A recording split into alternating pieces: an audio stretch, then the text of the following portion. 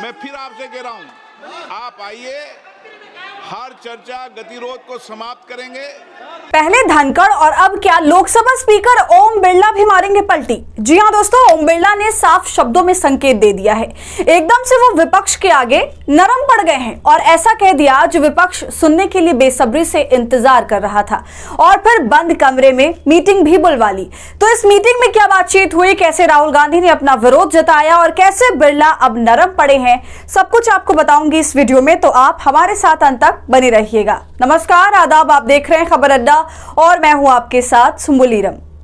दोस्तों, जब से संसद का मॉनसून सत्र शुरू हुआ है तब से यही देखने को मिल रहा है कि स्पीकर लगातार विपक्ष की बात को नकार रहे हैं। सरकार ही विपक्ष की बात को नहीं सुन रही। ओम बिरला धमकाते हुए नजर आए, हड़काते हुए नजर आए, बार बार सदन की कार्रवाई को स्थगित किया, विपक्षी नेताओं को चेताया और अब आखिरकार बिरला ने भी विपक्ष के सामने घुटने टेक दिए।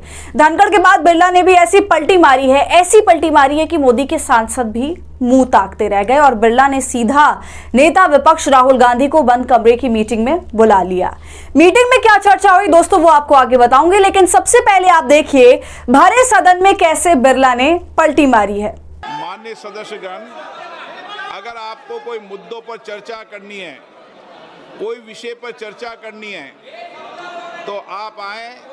मैं हर मुद्दे पर सरकार से बात कर और चर्चा का रास्ता निकाला जा सकता है। मैं फिर आपसे कह रहा हूं, आप आइए, हर चर्चा गतिरोध को समाप्त करेंगे। सुना आपने दोस्तों, कल तक जो स्पीकर ओम बिरला विपक्ष की एक बात सुनने के लिए तैयार तक नहीं थे, कह रहे थे कि सब कुछ नियम कानून के तहत होगा, वो आज विपक्षी नेताओं से ये कह रहे हैं कि आपकी हर एक बात सुनी जाएगी, उस पर चर्चा भी होगी, मीटिंग भी होगी। इसके बाद दोस्तों ओम बिरला सदन की कार्रवाई को स्थगित करते हैं और सीधा मीटिंग बुलाते हैं, लेकिन मीटिंग में जाने के बजाय राहुल गांधी ने तो दूसरा ही खेल खेल दिया। संसद के अंदर मीटिंग चल रही थी और संसद के बाहर राहुल गांधी प्रदर्शन कर रहे थे एसआईआर के खिलाफ। आप देख सकते हैं किस तरह राहुल गांधी एसआईआर की तख्तियां लेकर खड़े हैं, प्रदर्शन कर रहे हैं, नारे लगा रहे हैं, शेम शेम के नारे लगाए, मोदी सरकार एसआईआर वापस ले, इसके नारे लगाए। तो जब राहुल गांधी बाहर थे तो अंदर मीटिंग में कौन गया? अब तस्वीर में आप देख सकते हैं कि राहुल गांधी ने अपनी जगह गौरव गोगोई को भेज दिया। दूसरी तरफ सत्ता पक्ष के नेता भी बैठे नजर आए। संसदीय कार्य मंत्री किरण रिजिजू आप देख सकते हैं, कानून मंत्री अर्जुन राम मेघवाल भी बैठे हुए हैं, लेकिन इस मीटिंग से राहुल गांधी गायब है। ऐसे तो अगर नेता प्रतिपक्ष सदन में मौजूद है तो उससे मीटिंग में जाना चाहिए, मगर ऐसा हुआ नहीं। दूसरी तरफ राहुल गांधी की मीटिंग में ना जाने से बिरला की भी खूब बेइज्जती हुई, मगर क्या करें, जब मोदी जी ही हर मीटिंग से गायब रहते हैं तो राहुल गांधी भी एक बार को गायब हो जाएं तो क्या ही फर्क पड़ेगा। बिरला जी को तो अब आदत सी हो गई होगी।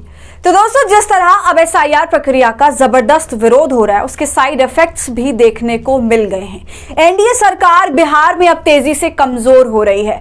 जी हां, वक्फ के मामले पर तो पहले ही बवाल मचा था, कितने सारे नेताओं ने पार्टी को छोड़ दिया था, धड़ल्ले से इस्तीफे हो रहे थे और एक बार फिर यह सिलसिला शुरू हो गया। पहले तो आप इस खबर पर गौर करिए, बिहार में जेडीयू को बड़ा झटका, एक साथ 15 मुस्लिम नेताओं ने दिया इस्तीफा।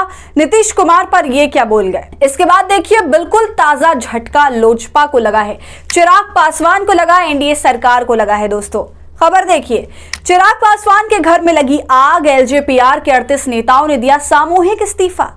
तो सामूहिक इस्तीफा दिया गया, चिराग पासवान की हालत खराब हो गई है। हो भी क्यों ना, इतने बड़े झटके की भनक तक नहीं थी उन्हें, वो तो बिहार की सारी सीटों पर चुनाव लड़ने का मन बना चुके थे, यहां तक कि इस बात का ऐलान भी कर दिया था। मगर अब ऐसा लगता है कि किस्मत को कुछ और ही मंजूर है और जो सारी बात है वो पार्टी पर ही बनाई है। और दोस्तों, सिर्फ चिराग पासवान की ही पार्टी गड्ढे में नहीं है, बल्कि जेडीयू का भी हाल खस्ता है और भाजपा की दूसरी सहयोगी पार्टी नायडू ने भी बगावत करी। हम सभी ने देखा था कि कैसे टीडीपी की तरफ से चुनाव आयोग को खुला पत्र जारी हुआ था जिसमें एसआईआर प्रक्रिया का विरोध किया गया था।